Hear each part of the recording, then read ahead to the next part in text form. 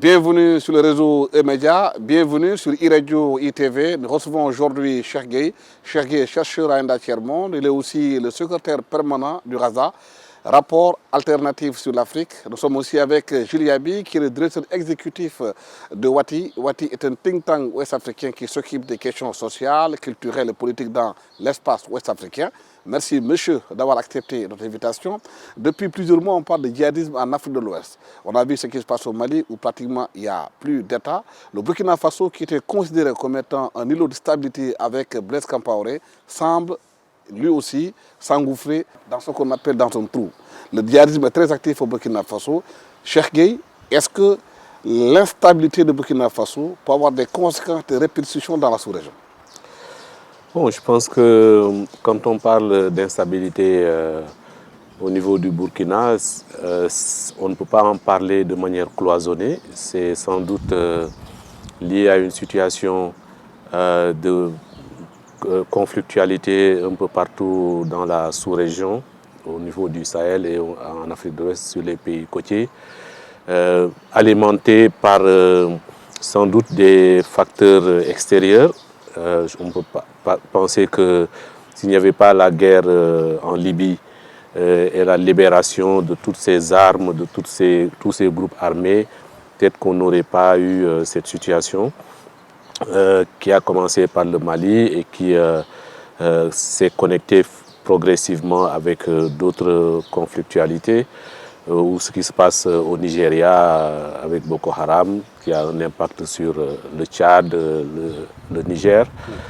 Donc voilà, c'est une conjonction de situations qui, à mon avis, ont une dimension plutôt régionale. Et donc les facteurs et aussi les conséquences, les impacts seront très, très larges si on veut les analyser.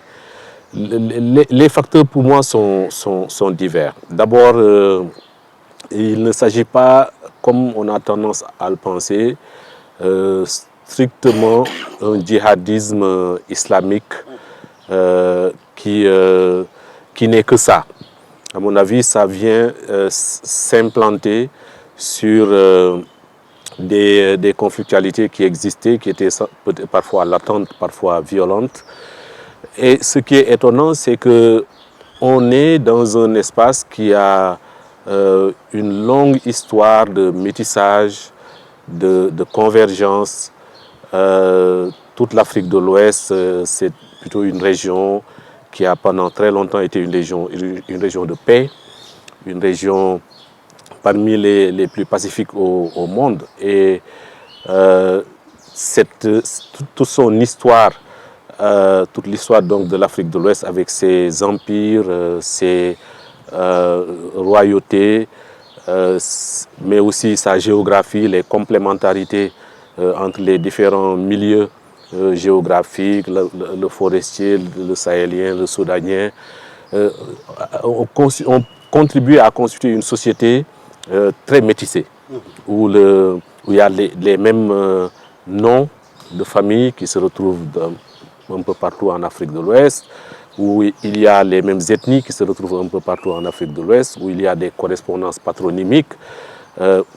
C'est sur cette région qu'on observe aujourd'hui cette explosion de conflictualité. Et ce qui se passe au Burkina est alarmant, puisque c'était un pays qui avait un vivre ensemble plutôt, disons, équilibré, où une certaine stabilité pendant de très longues années, notamment avec Compaoré, avait donné à penser que c'était un pays plutôt qui pourrait échapper au djihadisme qu'on a observé ces dernières années au Mali et dans d'autres pays. Mais voilà que ce cas démontre qu'aucun de nos pays n'échappe, en tout cas n'est hors de la zone de risque, et que ce type de violence liée au djihadisme, mais aussi qui s'habille d'islam, mais qui est aussi lié à des facteurs divers sur lesquels peut-être nous reviendrons, c'est quelque chose qui peut arriver à tous nos pays, à la fois les pays qui sont sahéliens, mais aussi les pays qui sont côtiers. Julien Bi, on a constaté que ce conflit semble être dépasser sa dimension seulement islamique. Il devient de plus en plus communautaire parce qu'on a vu les Peuls au Mali, les Dogons au Burkina Faso.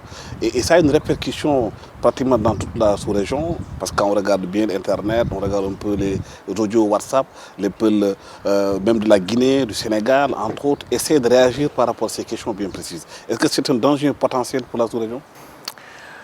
Oui, c'est un danger qui est immense pour l'Afrique de l'Ouest et je ne suis pas sûr qu'on en prenne la mesure. Mais avant de parler de ce point, en particulier des violences dites communautaires, ou en tout cas des violences locales qui parfois opposent les communautés entre elles ou qui se passent aussi entre communautés, je voudrais peut-être revenir quand même sur une clarification, je pense, conceptuelle. Je crois qu'il est vraiment important de faire attention aux faits et à leur qualification.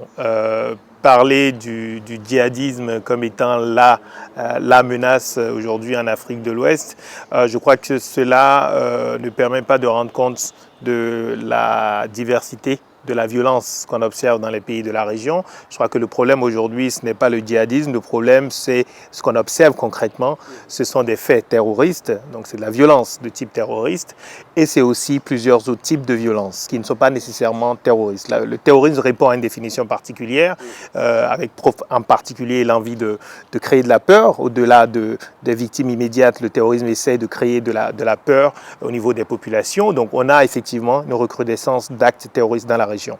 Certains groupes armés qui commettent ces actes se réclament du djihadisme, sans qu'on ne puisse nous savoir à quel point c'est cela la réalité de l'agenda, et sans qu'on ne puisse faire la distinction entre l'agenda des leaders et l'agenda des combattants. Je crois que ce n'est pas les mêmes agendas. Et le deuxième point, c'est qu'on a des groupes armés dans la région qui ne sont pas des groupes armés djihadistes, mais qui commettent aussi énormément de violences. Je rappelle quand même que la crise au Mali en 2012, elle a commencé d'abord avec la rébellion dite Touareg. Et au départ, ce n'était pas du tout un agenda djihadiste. Ensuite, il y a eu l'entrée des groupes se réclamant du djihadisme, en Sardine en particulier, qui a ensuite poussé le MNLA finalement hors des territoires qu'il contrôlait. Donc je crois que, à nouveau, faire très attention à retracer un peu les faits tels qu'ils sont et voir aussi leur évolution. Le deuxième point, c'est aussi le fait, je crois, que on doit regarder au-delà de ce qui se passe aujourd'hui, la réalité de la vulnérabilité de nos États. Je crois que c'est ce que Cheikh Gueye vient de le dire. Aucun de nos pays n'est préservé de ces menaces aujourd'hui. Et pour moi, ce qui est le plus important, ce n'est pas tant le fait qu'on ait des groupes armés djihadistes ou pas dans la région que l'extrême faiblesse de nos États. C'est la faiblesse de la réaction. Et au fond qui révèle aussi notre dépendance quasiment absolue sur le plan de la sécurité à l'égard des partenaires extérieurs. Mais aujourd'hui, lorsque vous regardez la réalité du Burkina Faso, on peut voir un pays qui s'est disloqué carrément en l'espace de 2-3 ans. Et je crois que cela interroge vraiment sur le travail qu'on n'a pas fait de construction d'État qui soit structuré, qui soit présent partout sur le territoire et qui soit capable de détecter les signes d'une grande fragilisation avant qu'ils ne deviennent vraiment de la violence. Et les communautés Sur les communautés, je crois que là aussi, il faut être précis. On a eu des épisodes meurtriers au Mali, on en a eu au Burkina Faso, des massacres dans des villages. Lorsqu'on regarde les rapports qui sont sortis sur certains de ces massacres, je pense par exemple au Gossagou, au Mali, et on sait ce qui s'est passé. On sait quels groupes, disons, sont impliqués directement dans ces massacres. On sait que c'est quelque chose qui est planifié, qui est organisé. Et on sait aussi que dans la plupart de ces épisodes meurtriers, en réalité, les groupes terroristes djihadistes n'ont pas toujours été impliqués. On a des milices communautaires qui se sont constitués et qui constituent un véritable danger également dans les pays de la région. Alors, ces groupes, on peut comprendre d'une certaine manière dans certaines situations pourquoi est-ce que ces groupes se sont constitués. Précisément lorsqu'il n'y a pas d'État pour assurer votre sécurité ou assurer la sécurité de vos activités économiques par exemple, vous avez recours vous-même aux armes pour vous protéger. Mais évidemment, les dérives sont immédiatement possibles. Et on sait, disons, le danger des milices dans un pays comme le Nigeria depuis très longtemps. Donc, ce qu'on observe aujourd'hui, c'est à nouveau le fait que des armes, des moyens de la violence soient finalement à la disposition quasiment d'une très grande variété de groupes, y compris des groupes qui se réclament, disons, d'une communauté donnée. Mais là encore, c'est exactement la même question qui se pose que pour les groupes armés djihadistes. Lorsque vous avez un leader qui dit qu'il prend des armes pour défendre sa communauté, vous n'avez en réalité pas vraiment la capacité d'évaluer la sincérité de ce discours. Mais ce qu'on observe en tout cas, c'est que ces milices, disons, approfondissent la dislocation de l'État, la décrédibilisation de l'État, et que je crois que ça nous amène vers un danger encore plus important que celui qu'on observe déjà, parce que vous avez souligné le caractère transnational des groupes ethniques en Afrique de l'Ouest, et donc effectivement, si à cause des actes de quelques personnes d'une communauté donnée, on estime que c'est l'ensemble de la communauté qui est responsable, cela nous amène vers les dérives les plus sanglantes possibles. Et je crois qu'il faut faire extrêmement attention à cela. Au niveau purement du raisonnement logique, même si vous avez 1000 personnes d'une communauté ethnique donnée qui sont impliquées dans un acte, évidemment, vous ne pouvez pas incriminer le million de personnes ou les 10 millions de personnes de cette communauté. Je crois que ce message-là, il faut qu'on le répète, qu'on continue de le répéter aux populations de la région pour éviter un cycle d'attaques, de représailles et qu'on transforme en fait des responsabilités individuelles en responsabilités collectives. Cheikh, pourquoi depuis les indépendances, ces États qui étaient mis en place n'arrivent pas à assurer la sécurité de nos citoyens ou bien de territoire? Bon, je ne vais pas répéter la rengaine habituelle sur le fait que nous avons des États plutôt importés, nous les avons hérités de la colonisation, elles ont une histoire violente avec nous, que ces États-là, justement, après les indépendances, n'ont pas véritablement refondé le rapport avec nos nations. Et on se demande toujours si nos États ne sont pas contre nos nations, comme nos frontières aujourd'hui sont contre nos nations. Je pense que c'est une réflexion qu'il faut continuer à mener. Elle est en rapport avec ce que vient de dire Gilles Yabi tout de suite, sur le fait qu'effectivement c'est aussi un problème de gouvernance, de présence de l'État, de présence géographique aussi de l'État. C'est quelque chose qui me paraît très important. En général, nos États sont limités dans nos capitales. Et on a du mal à les voir présents avec toute la force nécessaire du point de vue sécuritaire, mais aussi du point de vue de l'éducation, de la santé, des services sociaux de base. C'est ça l'État. Ce n'est pas uniquement tout le jeu politique qu'on voit et qui est repris par les médias. Et je pense que c'est cet État-là qui n'est pas présent. Et le fait qu'il soit absent un peu partout, c'est aussi le fait ça peut être lié à sa nature et à sa posture par rapport aussi à d'autres questions, la question économique par exemple. Si aujourd'hui nos États n'ont pas la force, sans doute c'est parce que d'un point de vue économique, ils sont dans un système qui ne leur permet pas d'avoir les ressources autonomes, endogènes, qui peut leur permettre d'investir. Pourtant, les ressources sont là. Oui, mais comme le sous-sol africain aujourd'hui, au Mali, il y a de l'or, au Sénégal, au Burkina Faso, c'est des pays qui ne sont pas pauvres des points de vue des ressources naturelles.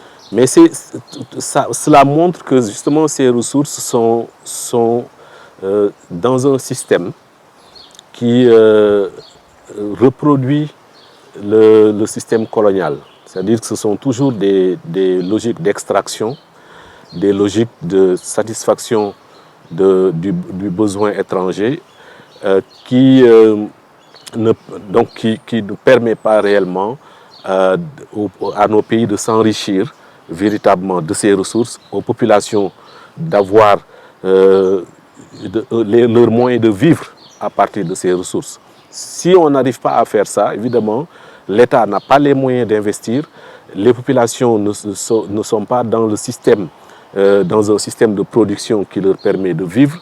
En ce moment-là, l'État n'a plus de sens pour eux. Et donc les gens se replient aussi auprès de leur communauté, où ils retrouvent de la solidarité, ils retrouvent des liens d'appartenance.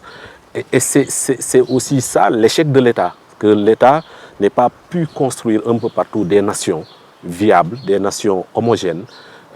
Et pour moi, c'est ça aussi qu'il faut reconstruire. Ce n'est pas uniquement l'État, c'est aussi la nation. C'est cette idée de nation, de volonté de vivre ensemble. Et on le voit partout, c'est un défi, pas seulement africain, c'est aussi un défi pour toute l'humanité. Et un peu partout dans le monde, on voit que les pays qui s'étaient constitués depuis même des centaines d'années, avec des États viables, aujourd'hui connaissent ces problèmes.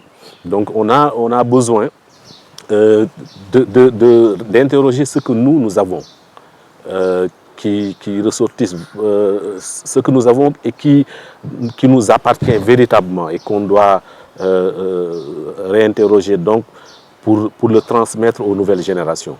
Je pense qu'on a aussi un problème de transmission de nos valeurs, et puisque les systèmes éducatifs sont aussi dans la même logique que ce qu'on disait sur disons le caractère extérieur de l'État. Les systèmes éducatifs le sont. Tout se retrouve donc autour de cette problématique, et il me semble que ce n'est pas une analyse sectorielle, ou en tout cas des solutions sectorielles qu'il faut rechercher. C'est pour ça que j'aime bien le terme de refondation.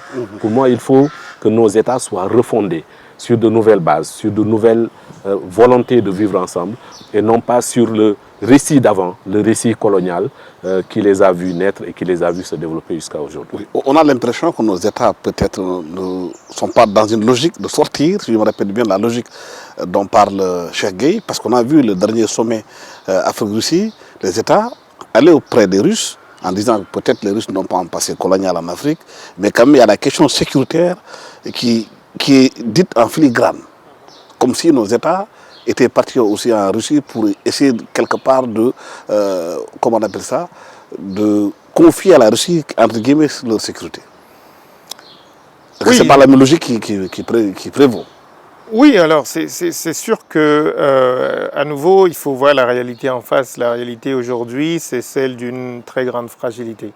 C'est des États qui, à nouveau, se disloquent. Certains se disloquent réellement, avec beaucoup d'incertitudes politiques et d'incertitudes sécuritaires. Et un sentiment d'impuissance. On le sent dans quelques pays de la région, un véritable sentiment d'impuissance de la part de ceux qui gouvernent au plus haut niveau. Donc lorsque vous avez un sentiment d'impuissance au plus haut niveau d'un État, vous imaginez bien que les populations le perçoivent également, et que ça crée vraiment une situation, je dirais, de... on est un peu perdu. Et ça veut dire effectivement qu'on est un peu à la recherche du sauveur.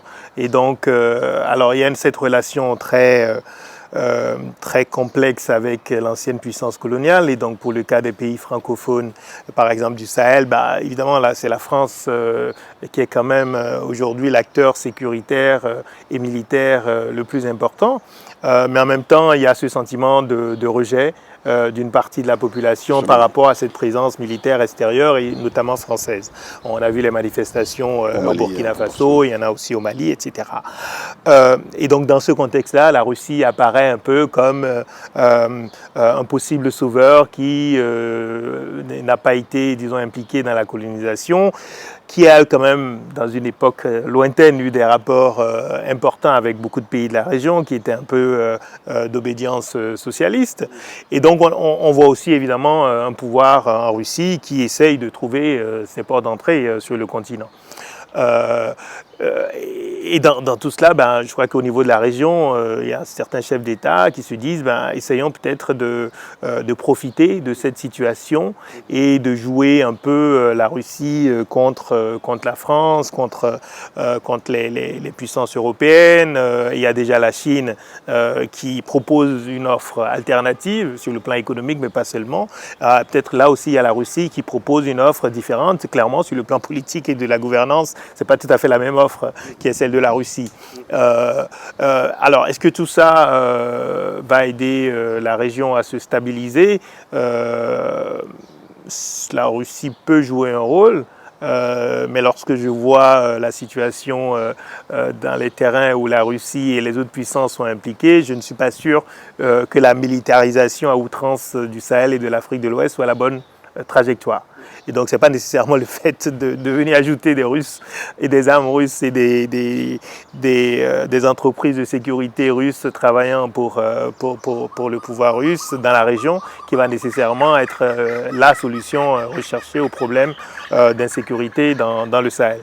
D'autant plus que lorsque vous prenez le Mali ou le Burkina Faso, en réalité, ce dont on a besoin, ce n'est pas forcément d'équipements militaires extrêmement sophistiqués. On a besoin réellement de restaurer des armées qui soient efficaces et qui soient aussi respectueuses des droits. On a besoin de restaurer de la confiance à l'égard des populations et on a besoin, sur le plan sécuritaire, de services de renseignement qui soient efficaces. Donc ce sont des choses, je pense, sur lesquelles les partenaires extérieurs, disons, sont limités. Ce n'est pas nécessairement de là que viendra vraiment la solution. Nous avons un travail énorme à faire de créativité et je crois que quand on est dans la situation du Mali ou du Burkina Faso, il faudrait aller rechercher pas simplement des spécialistes de sécurité, mais rechercher vraiment l'intelligence collective partout où elle est, africaine d'abord, pour se demander qu'est-ce qu'on fait, quelles sont les voies peut-être peu coûteuses qui peuvent être plus efficaces que celles qu'on explore jusque-là. Justement, c'est la question fondamentale aujourd'hui. Que font les sociétés civiles africaines face à cette situation? Qu'est-ce qu'elles proposent? Quelle alternative par rapport à cette présence militaire occidentale qui se renforce au peuple aussi qui rejette la présence de ces militaires français un peu partout en Afrique, au Mali, au Burkina Faso. Et le sentiment même c'est la jeunesse africaine que la France est encore venue davantage occuper l'espace. Comme le dit Gilles, je pense qu'on a besoin d'abord de comprendre ces conflits, de comprendre pourquoi des Burkinabés ou des Maliens à la frontière entre les deux pays sentent le besoin d'attaquer les gens dans les mosquées, dans les églises, des civils, des militaires. Qu'est-ce qu'ils cherchent? Qu'est-ce qu'ils revendiquent? Je pense qu'on ne comprend pas véritablement ça. Et on ne sait pas qu'est-ce qui est derrière. Parce qu'avant, on comprenait, il y a des mouvements, ils revendiquent l'indépendance, ils revendiquent une autonomie, ils revendiquent. Mais là, j'ai l'impression qu'on est un peu perdu par rapport à cette logique qui a, disons, sous-tendu l'existence de revendications violentes comme ce qu'on connaît aujourd'hui. Et c'est pour ça que ce sont sans doute les ressources locales, les intelligences dont parle Gilles, qui doivent s'interroger. Et le monde de la recherche est pour moi central là-dessus. Parce qu'on a l'impression que nos sociétés locales, on ne les connaît pas, nos paysages locaux, on ne les connaît pas, tout est centré dans les capitales. Pourtant, il y a de nombreuses recherches, parfois qui peuvent être utilisées, mais qui n'ont aucune connexion avec les décisions qui sont prises. Et c'est pour ça qu'on ignore un peu qu'il y a un hiatus entre nos décideurs et les sociétés qu'ils doivent décider. Donc pour moi, un peu partout en Afrique de l'Ouest, on doit, là où la violence s'est installée, pour moi, il n'y aura jamais mieux que les ressources locales, les autorités locales, pour comprendre, mais aussi pour aller trouver des solutions. Je pense qu'on a parlé pendant très longtemps du rôle du Moro Naba au Burkina. Sans doute qu'il y a des autorités locales, des chefferies. Pour moi, on doit rechercher dans ce sens-là.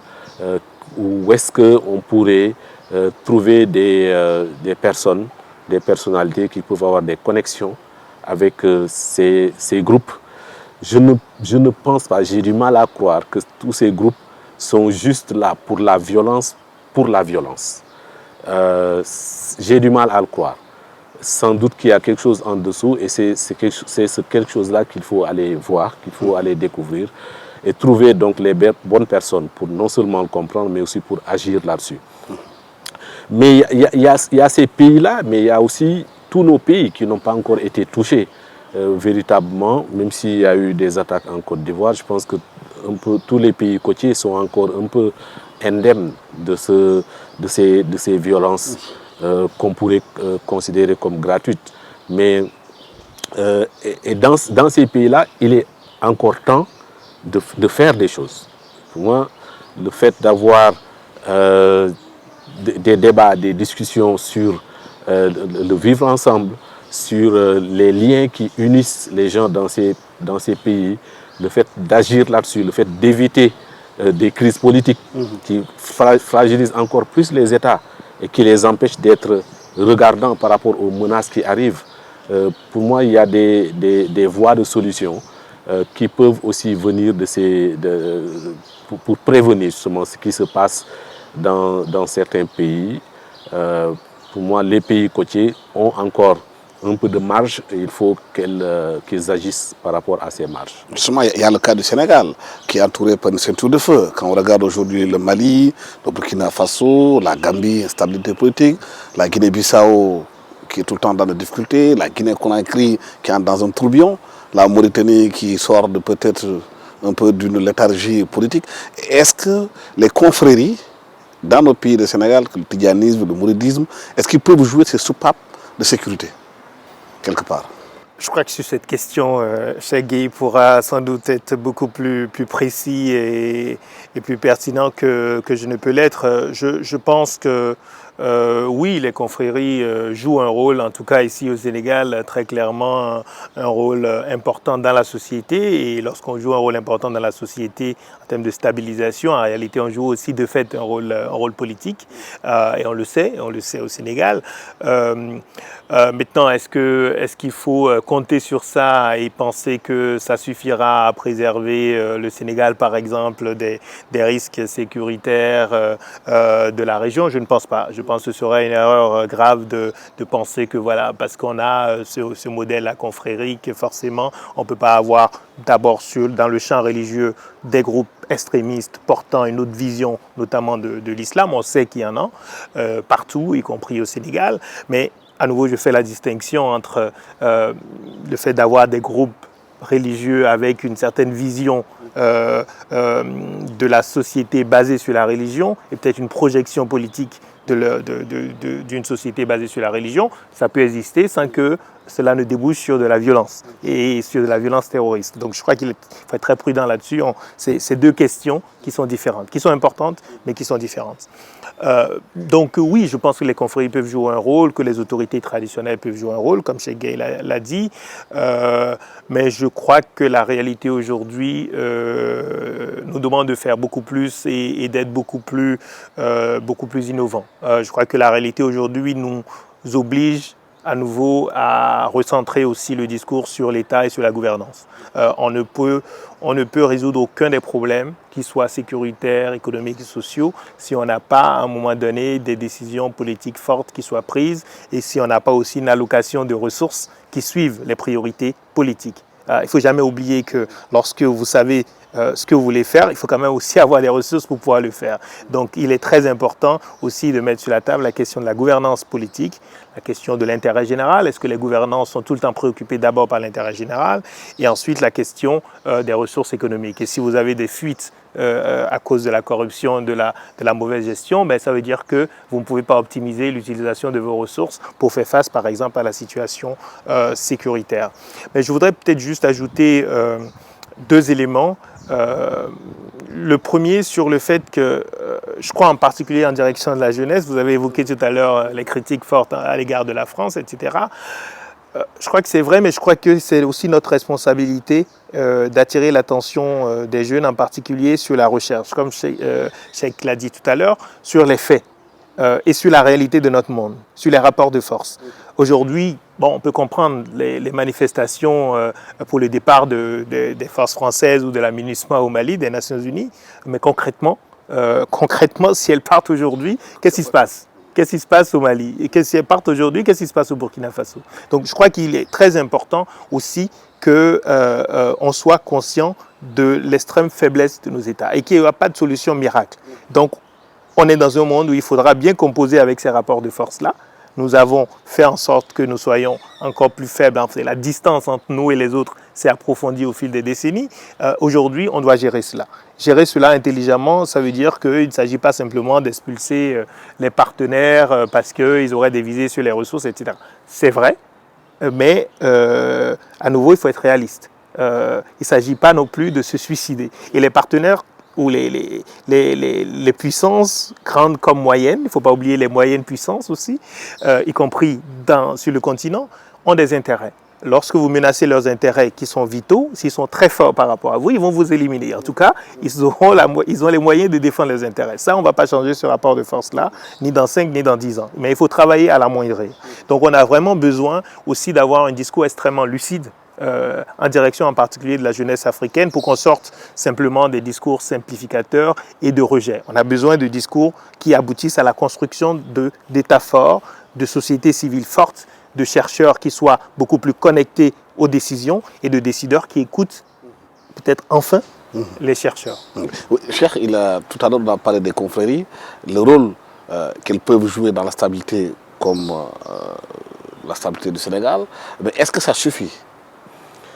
Non, comme il l'a dit, ça ne suffit pas. Bon, déjà, pour moi, il y a l'équivalent des confréries dans la plupart des pays qui ont connu ces violences. Et donc, même si le confrérisme est très important au Sénégal, il a aussi en face des organisations qui rejettent cette relation clientéliste que ces confréries ont avec l'État, qui pour eux nous ont aussi un peu retardés, puisque ce n'est pas, parfois c'est aussi des relations qui ne sont pas basées sur la vérité, mais sur des intérêts. Et le mouvement réformiste au Sénégal, il est né à partir de cette critique-là depuis les années 50, et il s'est beaucoup diversifié depuis lors. Et il a, comme au Mali, comme ailleurs, aussi apporté des idées de l'extérieur avec tous les étudiants qui étaient partis faire leurs études en Arabie Saoudite, à Médine, à la Mecque et ailleurs. Ça, c'est un fait.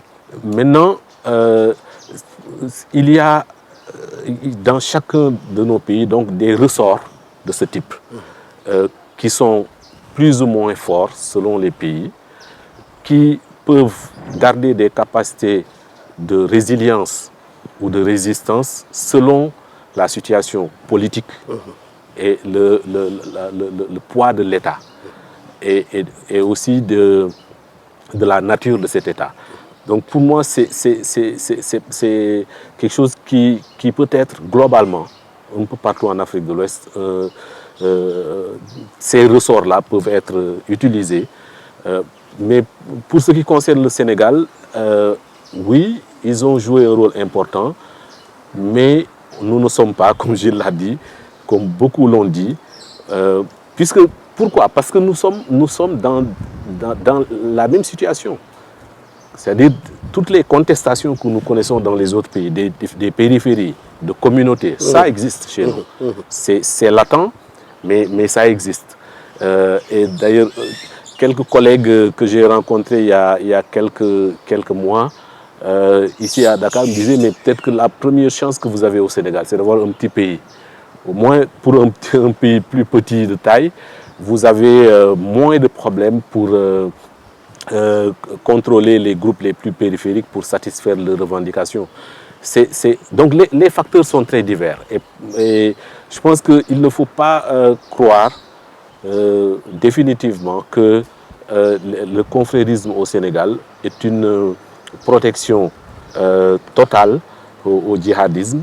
La preuve, nous avons eu des procès de gens qui s'étaient totalement proclamés djihadistes.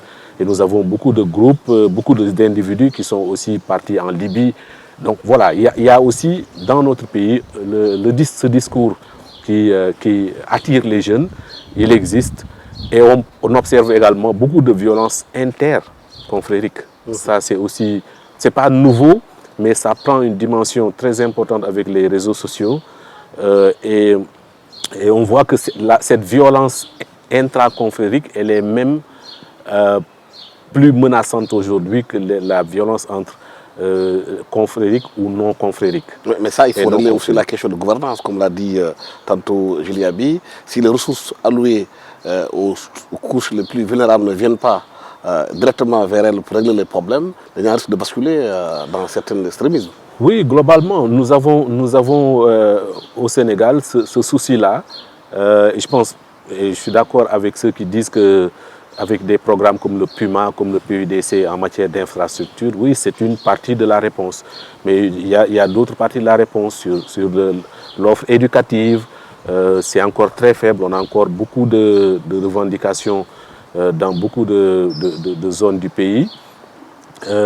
Et je pense que ce qui est arrivé ailleurs, c'est-à-dire des revendications fortes, comme ce qui s'est passé en Casamance, pouvait avoir disons, un habillage islamique.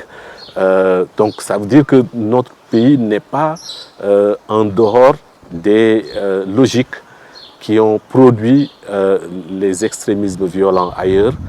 Et on doit le comprendre et on doit dès à présent travailler à éviter que ce qui est arrivé ailleurs nous arrive. Cette situation demande, Jules, beaucoup de vigilance. Mais il y a d'autres questions politiques qui viennent s'ajouter à cette question fragile. Aujourd'hui, la question des mandats revient de plus en plus en Afrique. Le problème en Côte d'Ivoire, aujourd'hui en Guinée-Conakry et au Sénégal encore, où le président Macky Sall n'a pas encore fait 1 an de mandat. La question est reposée sur le 3e mandat. Est-ce que tout ça n'est pas un cocktail explosif? Oui, je vais y venir, mais juste une note complémentaire sur la question qui a été évoquée sur les confréries qui me semble importante, c'est apprendre des autres. Et je voudrais rappeler par exemple que lorsqu'on regarde la trajectoire de Boko Haram au Nigeria, je trouve que c'est très intéressant d'étudier Boko Haram par exemple, qui est différent des groupes djihadistes du Sahel. Les groupes djihadistes du Sahel ont une connexion très forte historiquement avec le foyer algérien. Donc on peut d'une certaine manière estimer que c'est venu d'une certaine manière d'Afrique du Nord. Ensuite évidemment ça s'est bien implanté localement, mais il y a une connexion disons qui va au-delà des pays concernés. Alors que Boko Haram c'est vraiment local. Au départ ancré au Nigeria et lié vraiment à l'évolution de ce pays. Et lorsque vous regardez Boko Haram, quand le groupe a commencé, il a commencé à attaquer des représentants de l'État dans le nord-est et ensuite des autorités religieuses qui étaient modérées ou en tout cas qui n'adhéraient pas à son discours. Et donc ça pour vous dire quoi? Pour dire que si au Sénégal un groupe veut réellement justement déstabiliser le pays, sa première cible ou en tout cas une de ses premières cibles, ce seraient les autorités justement religieuses qui sont considérées comme modérées et qui protègent un peu disons, cette cohésion-là. Parce que il faut vraiment savoir que ces groupes-là, à la tête, en tout cas, vous avez des gens qui ont des stratégies. Je veux dire, ils réagissent par rapport à ce que vous leur offrez. Et c'est pour ça qu'on revient à la question des moyens de la violence. C'est-à-dire que ce qui protège réellement, par exemple, un pays comme le Sénégal, c'est le fait que même s'il y a des groupes radicaux, ils n'ont pas accès, en tout cas pour le moment, à des moyens de la violence. Ça, c'est très important. Et ça rejoint la question de l'État. C'est aussi le fait qu'au Sénégal, il y a peut-être un État qui est un peu plus présent quand même que dans d'autres pays de la région sur l'ensemble de son territoire. C'est vrai que c'est plus facile lorsqu'on a cette taille-là de territoire que lorsqu'on a la taille du Niger ou du Mali. Donc je voulais attirer vraiment l'attention sur ça, apprendre un peu des leçons des autres et en particulier de Boko Haram au Nigeria. Ça veut dire aussi apprendre des leçons en termes de gouvernance. Et donc ça rejoint votre question sur les mandats. Ce que moi je crains beaucoup effectivement en Afrique de l'Ouest aujourd'hui, c'est qu'on a déjà une situation sécuritaire qui est très dégradée dans plusieurs pays du Sahel, qui a déjà débordé sur des pays côtiers. Il y a déjà eu des attaques dans des pays côtiers. Grand Bassam, c'est au bord de la mer. Et on a en même temps des situations politiques très incertaines. C'est le cas en Côte d'Ivoire. Élection en 2020, on ne sait pas très bien ce qui va se passer. En tout cas, on sait que les pratiques politiques n'ont pas vraiment fondamentalement changé. Les acteurs d'ailleurs non plus. La Guinée, on voit aujourd'hui déjà à nouveau des morts à la suite d'un projet de changement de constitution dont on ne perçoit pas très bien la logique. Et vous avez évoqué le cas du Sénégal, je pense qu'il est différent. Je crois qu'il y a peut-être un débat qui commence sur un 3e mandat, mais je ne crois pas savoir qu'il y ait eu une position officielle qui se soit exprimée sur cette question-là. Donc, je pense que pour moi, la question ne se pose pas encore au Sénégal, mais il est très clair aujourd'hui que en Guinée, cela pose un véritable problème de paix et de sécurité pour ce pays-là, dans une région qui est déjà extrêmement fragile, et que en 2020, on aura le Burkina Faso, élection présidentielle, dans un état sécuritaire très préoccupant aujourd'hui qui peut avoir des conséquences politiques. On a en Côte d'Ivoire des tensions politiques, je ne vois pas comment elles ne monteront pas d'ici l'élection présidentielle l'année prochaine. Et on a à nouveau aussi une élection en Guinée à la fin de l'année. S'ajoute à cela la Guinée-Bissau, en crise politique quasiment permanente, et des pays même considérés pendant longtemps comme étant des modèles de démocratisation comme le Bénin, où on a aussi vu quand même une situation politique préoccupante. Donc je crois que l'ensemble de la région est un peu sous tension et que cela pointe sur la responsabilité de tous les acteurs de la société de réagir. Beaucoup d'inquiétudes par rapport à la Guinée-Conakry, qui est pas loin du Sénégal, la même frontière, et les communautés des deux pays sont pratiquement imbriquées. Certains estiment qu'aujourd'hui aussi la Guinée-Conakry explose, le Sénégal doit se préparer à recevoir peut-être des réfugiés. Absolument, mais ça revient à ce que je disais tout à l'heure sur l'interconnexion ancestrale dans cette zone, mais qui se poursuit jusqu'à aujourd'hui. Les pays sont encore très liés et les crises d'ici impactent sur les autres pays. Évidemment, c'est à craindre, mais là aussi, pour rester sur la question des troisièmes mandats, j'ai l'impression que, bon, disons, la dévolution dynastique ou quelque chose qui lui ressemble reste encore beaucoup à l'ordre du jour. Il y a des présidents qui partent, qui reviennent. On prend l'exemple du Nigeria que tu as donné, des gens qui essaient qui ont imposé leurs enfants, Gabon, Togo, des gens qui... Donc il y a cette nature de la dévolution du pouvoir qui est la clé et peut-être un élément de lecture très important des avancées démocratiques chez nous. C'est vrai, il y a depuis quelques années des sociétés civiles fortes qui empêchent les choses de tourner en rond. Il y a des organisations de jeunes. Mais disons le système qui fait que avec des connexions étrangères, avec des connexions locales, les pouvoirs qui s'installent peuvent passer des lignes ou disons, aller au-delà de ce que la législation prévoit ou des incertitudes de la législation, que cette tendance-là est en train de s'accentuer. Pourtant, avec Sandoudji, on avait pensé qu'il y avait quand même des vrais progrès, puisqu'il y avait des élections, il y avait des alternances. Mais j'ai l'impression qu'il y a quelque chose un reflux, lié peut-être, disons, au caractère culturel de la dévolution. Peut-être, bon, ça rappelle nos royautés et la perception que les gens ont du pouvoir, même les citoyens. Beaucoup de citoyens considèrent que le roi, c'est quelqu'un qui doit être là, qui doit être généreux, c'est pas la République. On n'est pas totalement dans une République. Je pense que c'est aussi un élément de redéfinition qu'il faut que nous, chercheurs, qu'on considère. Que nous ne soyons pas uniquement dans comme nous l'avons beaucoup fait, dans voilà, le mimétisme.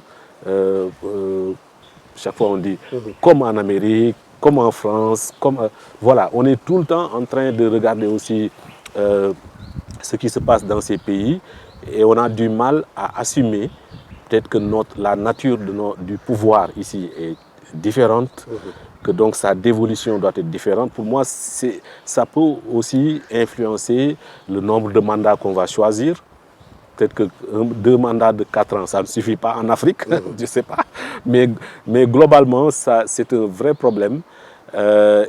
Pour ce qui concerne le Sénégal, je suis aussi très prudent, puisque jusqu'à preuve du contraire, je considère que ce que le président de la République a dit il n'y a même pas quelques mois tient encore, qu'il va respecter ses engagements, surtout en voyant le tollé que ça soulève déjà, rien que on en parle, le fait de l'évoquer.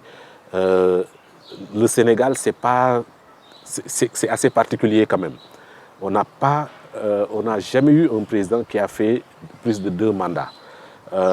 Depuis, évidemment, si on enlève la relation Senghor-Diouf, donc on a beaucoup de mal à accepter qu'un président de la République, surtout qui a passé beaucoup de temps ces dernières années à peaufiner nos textes et à les verrouiller, que lui-même puisse déverrouiller tout ça avec des entourloupes. On a du mal à l'accepter. Donc j'espère qu'on restera sur sa déclaration et que ça permettra aux jeux politiques dans son parti comme dans d'autres espaces qui commencent à se constituer, de s'animer jusqu'à la fin de son mandat et qu'il y ait une alternance comme on l'a eu dans le passé. Est-ce que les ressources naturelles, gaz, pétrole, et aussi peut-être les intérêts des étrangers dans nos pays ne peuvent pas donner à certains l'audace de franchir la ligne jaune? Oui, j'ai toujours pensé que l'une des différences importantes entre l'Afrique de l'Ouest et l'Afrique centrale en termes de trajectoire politique et de démocratisation, c'est les ressources naturelles. C'est le fait, lorsque vous avez une région en Afrique centrale où quasiment tous les pays sont des grands producteurs de pétrole, c'est clair que historiquement, vous voyez que la sélection, je dirais même, des chefs d'État a été peut-être plus influencée qu'ailleurs par des puissances qui ont besoin de ces ressources et qui contrôlent finalement l'utilisation de l'exploitation de ces ressources naturelles. Et lorsque vous avez ça, cela renforce énormément les pouvoirs. À nouveau, les ressources financières, c'est malheureusement quand même extrêmement important, y compris dans les batailles politiques. Donc dans des situations où vous avez des pouvoirs qui sont irrigués de l'argent du pétrole, où il suffit en fait d'être là pour que l'argent vienne, on n'a pas besoin de le produire puisqu'il suffit d'avoir la technologie qui est celle des firmes étrangères. Donc vous avez des rentes en fait qui viennent, vous avez la possibilité d'acheter les hommes directement, d'acheter les hommes, d'acheter des experts pour vous manipuler les constitutions, pour manipuler les tests. Vous avez la possibilité réellement d'écraser toute contestation. Et donc c'est vrai que je pense que ça joue un rôle très important, ça peut jouer un rôle important, et c'est pour ça que je suis plus pessimiste pour beaucoup de pays, notamment en Afrique centrale, à cause de ces ressources-là et donc du fait qu'on a une telle force de la part des pouvoirs autoritaires qui ont aussi, disons, des ressources économiques et donc des partenaires finalement derrière qui les soutiennent. Et maintenant, le fait que les pays de l'Afrique de l'Ouest commencent à avoir ces ressources-là, absolument, ça peut donner des idées. Oui, ça veut dire que lorsque vous avez de nouvelles ressources, effectivement, par exemple pétrolières et gazières, comme c'est le cas au Sénégal, pour moi, ça va être un test extrêmement important pour la gouvernance et la solidité des institutions au Sénégal, c'est très clair. Les enjeux devenant beaucoup plus importants, vous allez avoir des appétits aiguisés, enfin on les a déjà, et vous allez avoir effectivement des risques majeurs, finalement, que la trajectoire aussi démocratique du pays et de stabilité institutionnelle soit menacée. Je crois qu'il faut être très, très clair là-dessus, sur le fait que c'est un risque important. Je voudrais revenir aussi sur la question des mandats pour dire, je crois que ce que Cheikh Gueye a dit est juste, il y a une question de conception du pouvoir. Si vous voulez, moi, ce qui me pose problème, ce n'est pas nécessairement que des pays choisissent de ne pas avoir de limitation de mandat ou d'avoir 3 mandats ou 4. Ce qui me pose problème, c'est qu'on décide dans une constitution qu'on veut avoir une limitation de 2 mandats et que juste après, on commence à réfléchir pour savoir comment est-ce qu'on fait pour contourner la règle. Ça veut dire qu'on ne croit à rien, enfin, on ne croit pas à ce qu'on fait. Et ça me semble poser un problème majeur d'intégrité. Mais l'autre point qui est important, pour moi, d'une certaine manière, s'acharner sur les chefs d'État qui veulent rester au pouvoir, c'est légitime, mais c'est peut-être pas ça le plus important. Aujourd'hui, c'est pas tellement ce que pense Alpha Condé, à mon avis, en Guinée, qui pour moi est le plus important. Ce qui me semble important, c'est qu'est-ce qui lui donne le signe qu'il peut décider de changer de constitution pour éventuellement se présenter une 3e fois. C'est là qu'intervient la question d'avoir des assurances extérieures. Pas simplement extérieures, c'est là où je ne suis pas tout à fait d'accord. Je crois que le fait de regarder tout le temps vers l'extérieur nous détourne beaucoup des responsabilités de la société elle-même. Si un chef d'État reçoit des signaux qui lui indiquent clairement que même dans son entourage, même dans son parti, même dans son camp, il y a des gens qui vont lui dire Non, tout simplement, ce n'est pas possible. Donc, s'il reçoit ces signaux-là, il va les analyser et il va sans doute en tenir compte dans ses décisions politiques. C'est vrai en Afrique comme partout ailleurs. Donc, ce qui me pose problème, c'est le fait qu'il soit aussi facile dans nos sociétés, dans nos pays, d'avoir des gens, souvent des intellectuels d'ailleurs, souvent brillants dans leur domaine, qui sont les premiers à servir aux chefs d'État les moyens techniques de contourner les textes. Je crois que ça, c'est un problème d'intégrité au niveau de l'élite, au niveau parfois même des universitaires, au niveau de l'ensemble de la société. Et souvent, c'est aussi lié à la question, il faut bien le dire, de l'argent. Si on ne met pas, disons, si on ne met pas ça sur la table, je crois qu'on ne pourra pas en sortir. On ne peut pas simplement se contenter d'accuser le chef d'État qui veut rester au pouvoir. Il faut se poser la question de tous ceux qui changent de veste, de tous ceux qui changent de discours et qui, à un moment donné, défendent farouchement la limitation des mandats et qui, à un moment donné, sont les premiers à vous expliquer finalement pourquoi est-ce qu'on peut changer cette règle-là. Et la nature du personnel politique. C'est l'argent qui joue. Et la nature du personnel politique, des logiques qui les font fonctionner. Oui, l'argent, c'est un élément très, très important, mais je pense que la plupart de nos hommes politiques, ils sont dans des entreprises.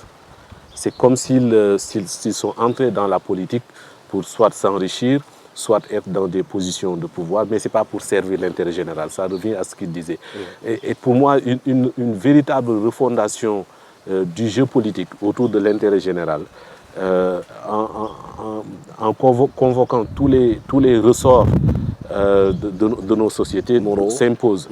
Pour moi, c'est pour ça que j'aime le terme de refondation, parce que pour moi, tant qu'on travaillera un peu sur les textes, un peu sur, et pas beaucoup sur les pratiques politiques et les logiques qui les sous-tendent, on aura toujours un hiatus entre les textes et les pratiques. On a les lois nécessaires, voilà, mais c'est les pratiques qui sont à interroger. Et j'espère que dans la plupart de nos pays, que des sociétés civiles, non pas seulement dans les ONG ou au niveau des droits de l'hommiste, mais des sociétés civiles venant de l'intérieur des sociétés, des gens qui ne sont pas allés à l'école. Pour moi, c'est aussi ça qui manque.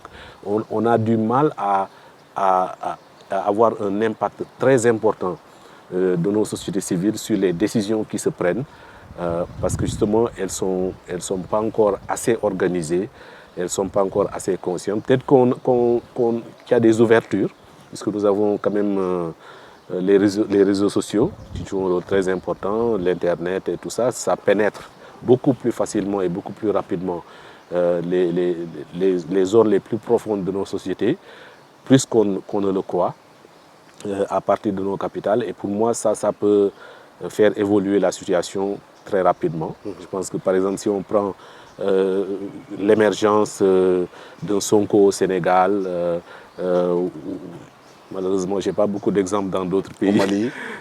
Au Mali, il y a quelques personnalités quand même qui émergent. Voilà, de nouvelles personnalités.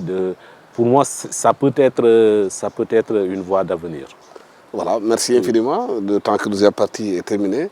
Merci à toute l'équipe technique qui m'a accompagné pour la réalisation de cette émission. Merci, au revoir.